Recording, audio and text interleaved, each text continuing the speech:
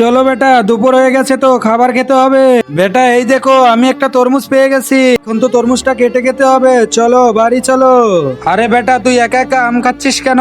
আরে মা, তুমি আমের কথা ছাড়ো, ওই দেখো ওরা তরমুজ নিয়ে আসছে, আমি তরমুজ খাবো। ঠিক আছে চল যা। বাবা, আমাদের জমিতে কি একটাই তরমুজ ধরেছিল?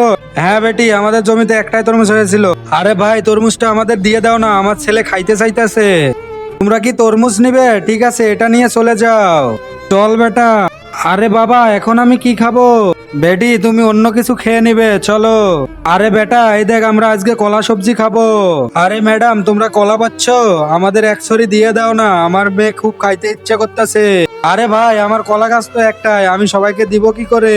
তার আগে আমার ভিডিওটা দেখে যারা লাইক সাবস্ক্রাইব না করবে তাদের হাত থেকে যেন ফোনটা পরে ভেঙে যায়। যারা লাইক সাবস্ক্রাইব করে দিয়েছে তাদের মা বাবা যেন অনেকদিন বেঁচে থাকে। ভালো ছেলেরা লাইক সাবস্ক্রাইব করে দেয়। আরে ম্যাডাম জি, দুইটাই দেন, দুইটাই খেয়ে নেবো।